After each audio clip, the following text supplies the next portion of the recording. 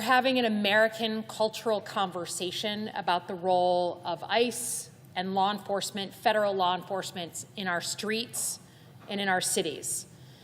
And particularly because 2 Americans were killed in Minnesota because of ICE and CBP. Alex Preddy, 37 years old, a nurse at a VA hospital, shot multiple times, killed while exercising his right to assemble. Video shows it, so that no matter where you are on the political spectrum, your eyes do not lie. Renee Good, shot and killed by ICE agents in her car on January 7th, and a 3rd American citizen killed by Homeland Security agents, the first being Keith Porter, killed in New Year's Eve in LA. That's not counting the 32 people that have been killed in ICE custody in 2025, including one in Baldwin, Michigan. Most of the more fatalities in 1 year than in more than 2 decades combined.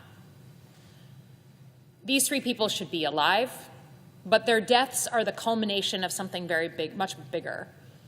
The behavior of our federal forces in our streets strikes at the heart of who we are as Americans. I'm not going to go and list through everything ICE is doing, but I want you to think about what would happen if these things happened to you, to your community, to your neighbors. Being pulled over and asked for your papers as you shop at Target, or drive on a highway off-ramp, or stand in line for a flight. Agents shooting tear gas at your kid's playground, being held at gunpoint inside your own home and taken to a police precinct in your underwear in sub-freezing temperatures, and then released without apology after being held for hours, even though you are an American citizen. Imagine someone in a mask breaking your car window and pulling you and your 2-year-old daughter out of that car. Imagine being shot with rubber bullets at a protest in America, masked men detaining your 5-year-old coming home from preschool, being pepper sprayed while praying aloud, tear gas filling your car on your way home from a basketball game, and then having to do CPR on your 6-month-old, having to help him breathe, and then being beaten, shot repeatedly, and killed because you're exercising your Second Amendment right. Imagine being taken to a detention facility, not being able to communicate with your family. All of these things happened in Minneapolis, and that is not my sense, and I think the average American sense of freedom. When people turned on the TV and saw these things happening with their own eyes, they understood it as something that ran completely contrary to who we are as a people, and certainly spit in the face of how we became a nation in the first place. The rebellion that our American forefathers launched not too far north of here because of an oppressive government, because of an oppressive regime that was using brutal tactics in the streets and in people's homes. So that's why we're here today, to have very common sense reforms on federal law enforcement because of what we all saw with our own eyes. Now, these things that we're calling for are not radical, right? They're the things that we ask of our local police. Be clear on who you are and what law enforcement unit you're from. Some form of way of identifying that you're part of official law enforcement. Don't wear a mask so that we understand who you are.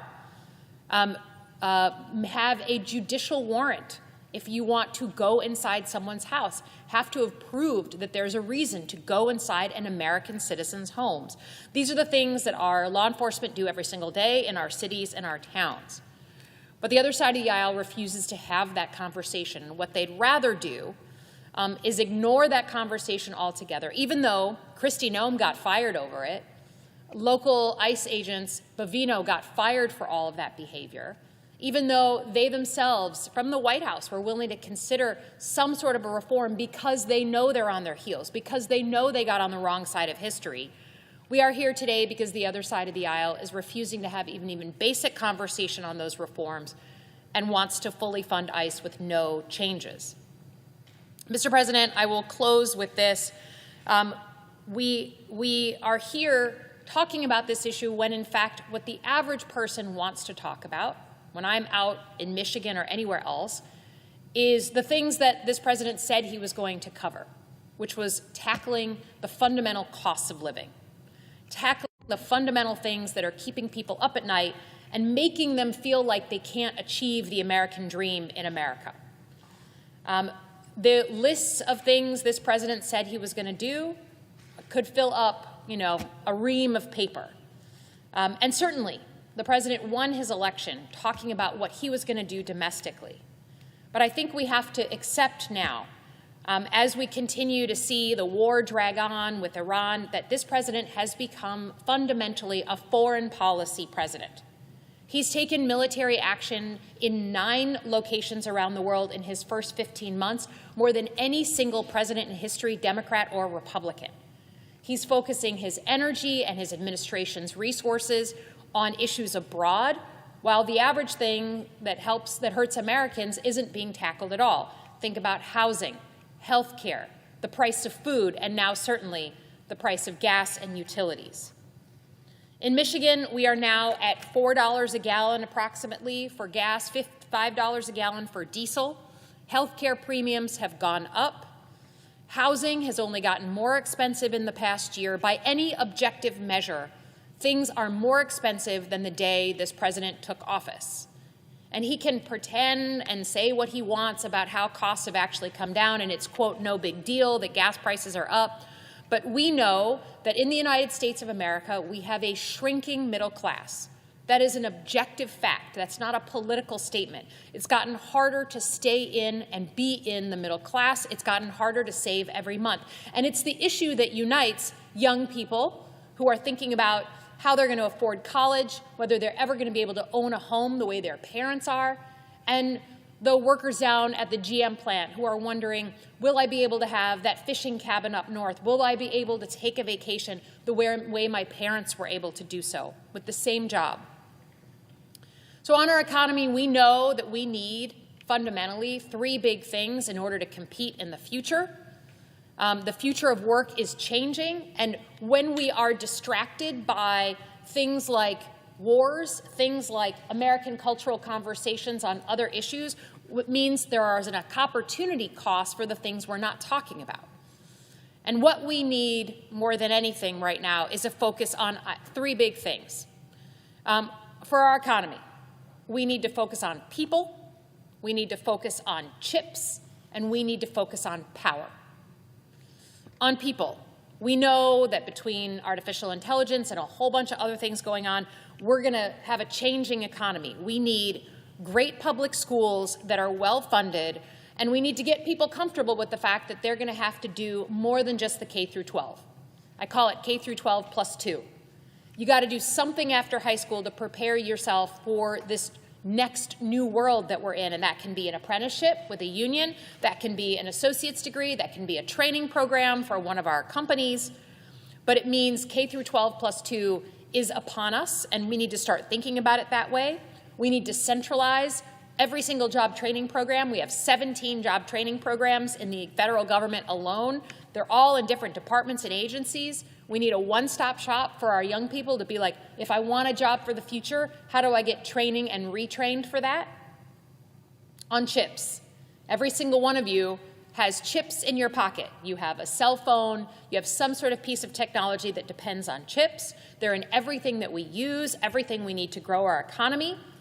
And over the last decade or so, we've been really at the mercy of China when it comes to chips. I want to make chips here in America with American factories and American labor, and I want chips to put Americans to work. We made them and invented them in the first place, and I want to make them again so that we don't live under a veto from China.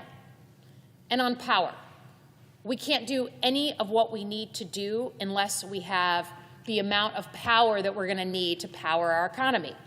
And without major changes to our electrical grid, we are in trouble on the issue of power. Our grid is a national security asset. It powers our economy. We know we're going to have more and more companies trying to take more and more power out of the grid. It's old and outdated. And again, I think that's something this body could agree on, could focus on. And but we're not, because we're busy fighting these kind of cultural conversations that we're having. So I wanted to put down in front of everyone here some of the opportunity costs, some of the things we're not doing here in the U.S. Senate because we're focusing on these terrible cultural conversations that are happening when things like Minneapolis erupt. We're not talking about the economy. We're not attacking the problems that are plaguing most Americans because we have a refusal to talk about just basic reforms, simple things we could do in an hour. So I thank you, Mr. President. I yield back, and I appreciate the time.